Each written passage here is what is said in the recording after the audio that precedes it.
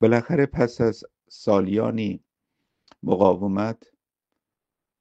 بی اهمیت جلوه دادن و راز مگو دانستن ابرچالش‌های ادامه حیات و موجودیت استان اصفهان و شهر اصفهان، بالاخره جمهوری اسلامی مجاب شد، مجبور شد صدا سیمای جمهوری اسلامی که بخواهد با عالی ترین مقام استانی یعنی استاندار، نماینده مجلس شاهین شهر هم حضور داشت و یک استاد دانشگاه ژئوتکنیک و زمین شناسی از دانشگاه آزاد نجف در صدا سیمای جمهوری اسلامی در پربیننده ترین و مهمترین بخش خبری مصاحبه و در واقع تفسیر خبر بخواهد با ملت ایران، با مردم اصفهان و ساکنین شهر اصفهان و مردم استان اصفهان صحبت کنه و تمام رازهای مگو رو و تمام انکارها رو و تمام اون اعداد رقمی که اصحاب رسانه میدونستن. مشخصا در 1404 در رسانه سربداران وطن ما چندین بار بیش از 20 خبر بازنشر کردیم، منتشر کردیم و چندین پادکست خبری. حداقل در یک ماه گذشته من 3 تا 4 بار با مردم اصفهان صحبت کردم و آن چیزی رو که مهمترین مسئله این بود که استفاده به اصطلاح بهینه‌ای که مقامات محلی و استانی استانداری و استان اصفهان میخواستن استفاده کنن در مورد شهر اصفهان که بخوان چند هزار و یا چندین هزار امکان تفریح توریستی و برگزاری مراسمات و حتی اعیاد مذهبی رو در بستر خشک زایندرود تعبیه کرده بودن، صندلی هایی رو که ثابت با پایه‌های ثابت در آن بستر بخوام بذارن. یعنی هزار البته یقین دانسته بودم مرگ 12 ماهه و در واقع تمام عمر زندرود یا همون زایندرود که خوشبختانه مردم اصفهان آمدن و این پروژه و این پروژه مخوف و در واقع فقط پولساز بود برای مقامات عالی‌تر در استان در ایران، اینو به بهانه کنسرت و یا حالا شادی و شادمانی دلخوش کنک مردم اصفهان اینو بساط جمع شد و اونجا هم گفتیم که اصفهان و هشدارهایی که در طول این چند ماه اخیر دادیم و من جرأت کردم که با مردم اصفهان اینگونه سخن بگویم که توجه فرمایید خبر ویژه، خبر اضطراری و داستان تخلیه اصفهان و ما سربداران جز اولین رسانه‌ای بودیم که با ملت ایران و مردم اصفهان صحبت کردیم. آن رازهای مگو رو یک دفعه استاندار رو کرد و در واقع 2 نفر دیگری که بودم و در این گفتاری که مشروع اونو مکتوب خبرگزاری مهر نوشته و سایت های خبرگزاری داخلی و 2-3 دقیقش هم به صورت فیلمی هست که از این مصاحبه بازنشر شده و ما هم در سربداران وطن بازنشرش کردیم و اینجاست که با کلامی بسیار بسیار در واقع با صراحت لهجه بالا، با کلامی که وحشت عظیمی است، استاندار اصفهان دارد میگوید که آن چیزی رو که به زلزله خاموش نامیده شده بود، یعنی در واقع زلزله خاموشی که گفته می شود فرونشست است و این فرونشست بدون سر صدا می آید زمین دهن باز میکنه و در واقع بود نبود یک ملت و در واقع تمام سرمایه های زندگی ادامه حیات میبله. ایشون معتقده که دیگر اسم این مسئله و این بحران ابرچالش محیط زیستی زلزله خاموش نیست، آتشفشان است، آتشفشانی که میغرد، سر صداش هم خیلی زیاده و میآید میبلعد اصفهانو. دیگر زلزله خاموش نامیدن این در واقع مسئله نمیتواند گواهی بدهد که معنی مفهوم آن چیزی رو که اضطراری است و شرایط بسیار بغرنج رو ما بخوایم در مورد اصفهان بازگو کنیم. مهدی جمالی نژاد استاندار اصفهان ادامه میده که این قول و خفته در اصفهان بیدار شده و تمدن چند هزار ساله ایرانی و بشر رو میوله. میگوید که اصفهان به درست میگوید که 17 ثبت در واقع جهانی و یونسکو دارد به عنوان میراث تمدنی بشر و بیش از 2500 تا 3000 در واقع مکانهای تاریخی دارد که ثبت کشوری دارد. در مورد آن چیزی که دغدغه اصفهانه میگه که ما دیگر نیازی نداره که کلام رئیس جمهور و وزرا رو درباره توسعه و یا وضعیتی رو که توسعه و صنعت در اصفهان توش در واقع به سر میبره بخوایم اجرا بکنیم یا تابع اوامر باشیم. یعنی میخواهد بگوید که وضعیت ویژه تر و وضعیت شرایط آن چیزی رو که به وجود اومده یک شرایط فوق اضطراری است که باعث چاره‌جویی آنی میشه. همه داستانی رو که داره میگه که فرونشست در همه جای ایران هست به عنوان بزرگترین معضل ادامه حیات ایرانی، ولی یک بشانسی اصفهانی آوردن. اونم اینه که اصفهانی ها آن فرونشست و فروچاله و گسل‌هایی رو که موجود هست دقیقاً به قلب مناطق شهری شهر ابرشهر و کلانشهر اصفهان ورود کرده. به این خاطر وضعیت ویژه‌تر نسبت به دشت نسبت به جنگل، نسبت به صحرا، نسبت به بقیه مناطق ایران که از نظر ترکیب جمعیتی بسیار کم جمعیتن و یا اهمیت کمتری دارن و داره دسته‌بندی میکنه از اینکه یک بخشایی از در واقع شمال اصفهان که شامل 378771 واحد مسکونی است که عدد بسیار بسیار قابل توجهی اینا رو و این اعداد و ارقام رو من دقیقاً دارم بازخوانی میکنم از کلام استاندار اصفهان. 274 فلکه اصلی آتش نشانی برای شرایط حاد که فرونشسته وقتی ساختمان‌های چند طبقه و ساختمان مسکونی بلعیده بشن شب، نصف شب، روز، هر ساعت شبانه روز و منجر به آتش سوزی بشه، فلکه های اصلی آتش نشانی هم اونجا خسارت میبینن و هیچ کاری نمیشه کرد. 328 مسجد، 37 کتابخانه از 167 کتابخانه اصفهان، 3 بیمارستان اصلی، هر 3 بیمارستان اصلی اصفهان شرایط فوق بحرانی داره و هتل و تعداد 258 مدرسه و شوربختانه یکی از وحشتناکترین و مخاطره انگیزترین در واقع سازی که بشر ساخته در مناطق شهری پمپ بنزین است و 19 پمپ بنزین، همه در نرخ بالای فرونشستی که 15.8 تا 16 سانتی متر در ساله. این بزرگترین، مهمترین، ویژه‌ترین، مخاطره انگیزترین خبری است که اصفهانی‌ها این دفعه از مثلا اصحاب رسانه، سربداران وطن یا یک به حساب رسانه مردمی در خارج از کشور که حالا جمهوری اسلامی اصل داستان این است که میگوید سیاه نمایی میکنند، اصل داستان این است که میگوید بزرگ نمایی میکنند، تشویش اذهان عمومی، نه، در پر بیننده ترین و پر مخاطب ترین در واقع ابزار رسانه‌ای پروپاگاندای جمهوری اسلامی، صدا سیمای جمهوری اسلامی مجبور شدند که نه قدر چکانی بخوان خبر تزریق کنن و نم نم تا تشویش اذهان عمومی نشه. این دفعه آمدند که بگویند که ما به پایان خط رسیدیم و داستان مقدمات به باور من تخلیه 1/3 شهر اصفهانه، چرا که یک روز مردم میخوابند، شب، نصف شب، زبانم لال، تصورش هم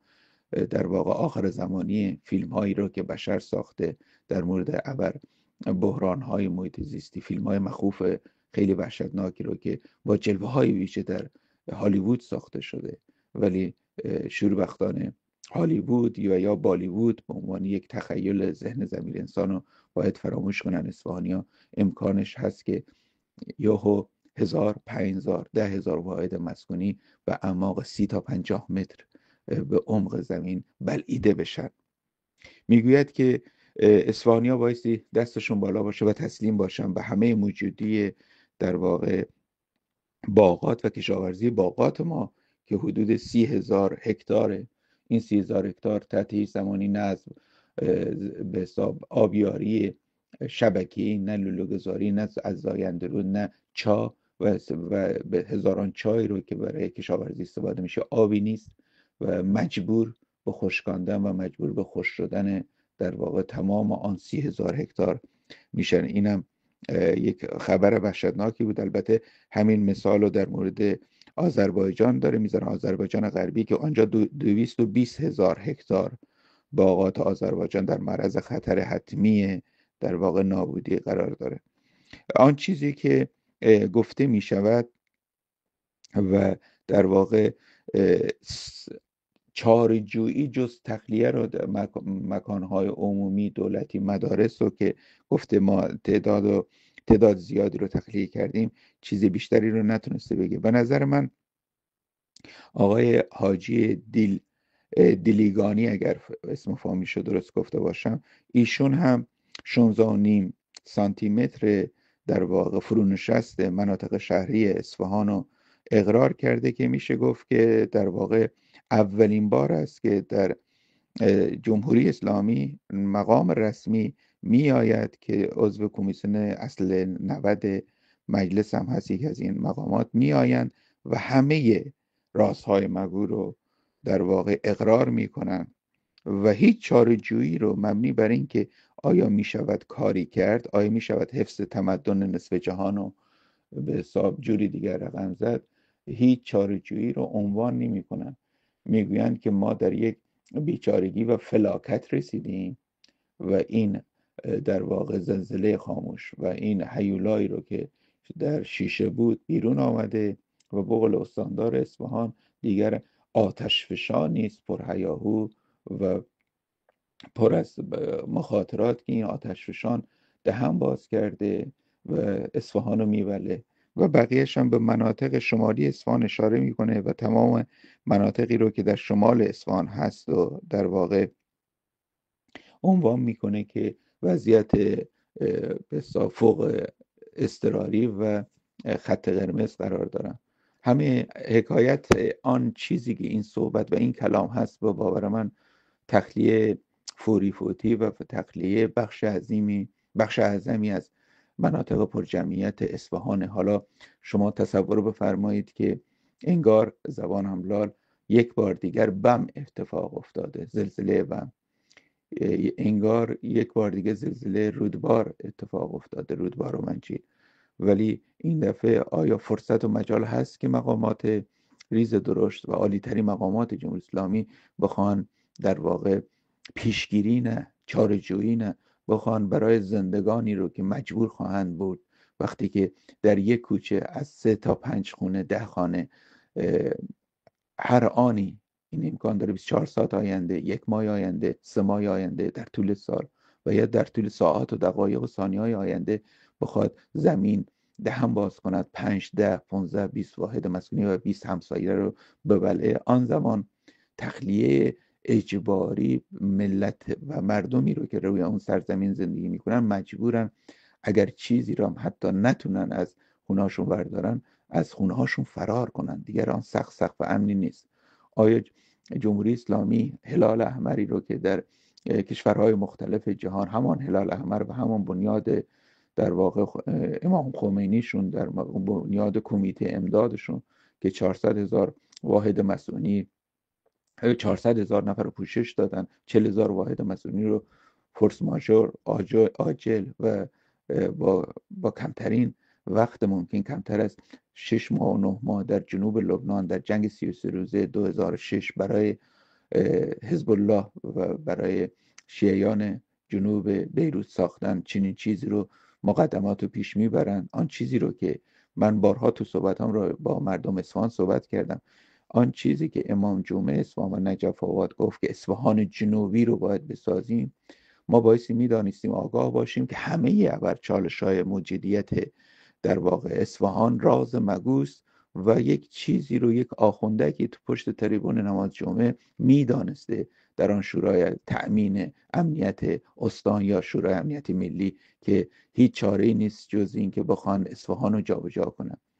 مهم این است که آیا بدانیم که جمهوری اسلامی و این دولت با این وضعیت، با این مکانیزم باشه، با این بعد از جنگ 12 روزه امکان سرمایه‌گذاری میلیاردی و دعوت از انبوه‌سازان داخلی و جهانی داره که بخواد حداقل 300,000 500,000 1,000,000 نفر رو براش خونه هایی رو در جای دیگر ایران بسازد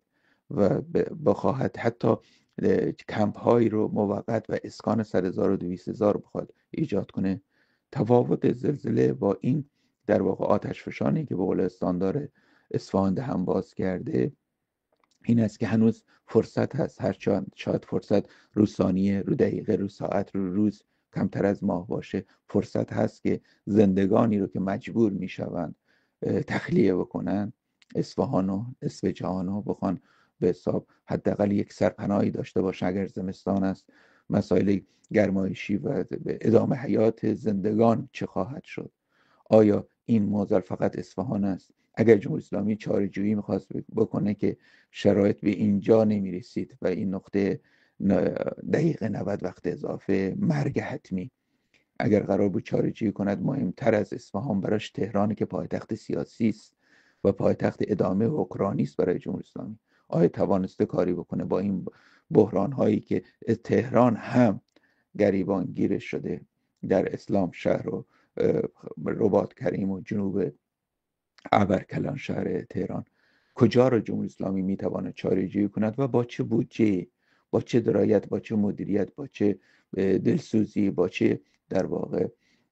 اگر ملیگرایی جرم از 47 سال که هست، با چه منافع ملی و با چه تأمین سازمان برنامه بودجه کدام وزارتخانه میخواد کاری بکند. چند ماه پیش سراسیمه وقتی که وضعیت تهران مرگ حتمی رقم خورد، به قول دکتر مسعود پزشکیان فرض محال است ادامه حیات تهران و تهران رو بخوان نگه دارن، مسعود پزشکیان سراسیمه رفت به دامان سپاه و قرارگاه خاتم الانبیاء که ای هوار بیایید حدود 300,000 نفر رو از تهران، عیان انصار و نور چشمیا و سفارتخانه‌های خارجی و در واقع مستشاران خارجی، 300,000 نفر فعلا در مکرون در جنوب در پیکره در واقع کناره خلیج فارس بخوایم یک مینی تهران بسازیم. البته همین کار رو در مورد قاهره هم ژنرال سیسی کرده، رئیس جمهور در واقع قاهره، رئیس جمهور مصر در مورد قاهره 35 کیلومتر اطراف فرودگاه بین‌المللی قاهره آمده است یه قاهره کوچیکی ساخته به خاطر اول چالش‌ها و بحران‌هایی که در قاهره است. چنین چیزی که خواست کپی برداری کنه، آیا کلنگش زده شد؟ آیا تامین بودجه شد؟ آیا بودجه وجود دارد برای اقلام ضروری خوراک این ملت؟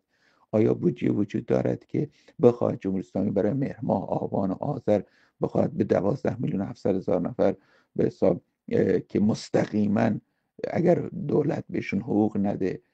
در واقع یک ماه ادامه حیاتشون مخاطره میفته و درآمدشون از کیسه مستقیم خزانه دولت، میتواند به این اجباریات پاسخ بده؟ آیا میتواند بودجه چند میلیاردی رو بخواهد از سراسر دنیا دعوت کند از انبوه سازان، شرکت های ابرقول، شرکت های ساختمان سازی که بخوان اصفهان رو جابجا کنن؟ کجا قرار است اصفهانی‌ها جایگزین پیدا کنند؟ قرائن و شواهد حسن ختام کلام این است که این اقرار که سراسیمه بوده هنوز رازهای مگویی هست که مردم اصفهان و ملت ایران نمیدانند و اجباری بوده است، پاسخ به اجباری بوده است که بیشتر از این نمیتوانستن کتمان کنن یا سرپوش بذارن این اخبار رو و آن عدد مخوف آنچنانی بیش از 300,000 واحد مسکونی که احتمال تخلیه و ادامه حیات غیر ممکن است 16 سانتی متر.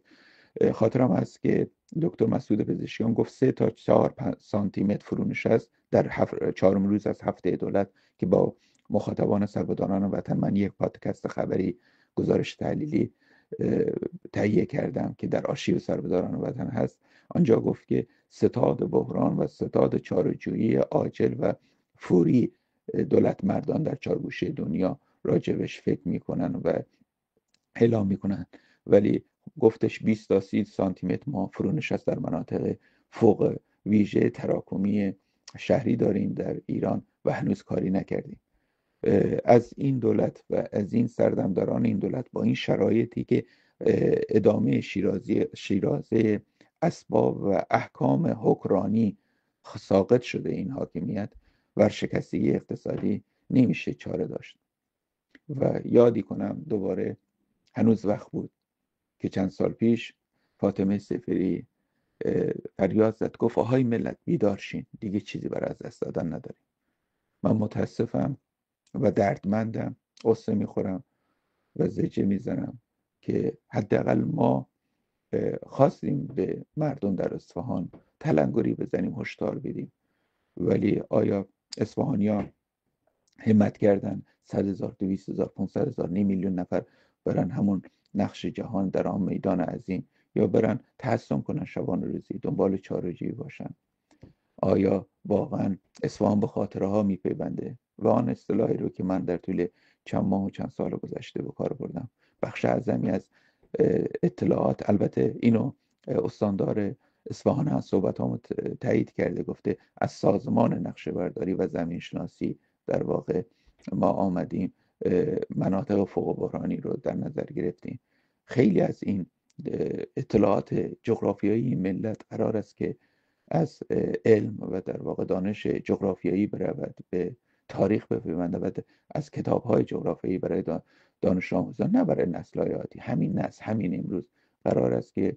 از اطلاعات و داده‌های کتاب‌های درسی جغرافیا به کتاب‌های درسی تاریخ برسه و بایستی خون گریست به حال این ملت. با قول دومین مقام در واقع ولی فقیه مسلمین جهان، نایب برحق امام زمان، شخص امام علی خامنه‌ای گفته بود بایستی خون گریست برای حال ملتی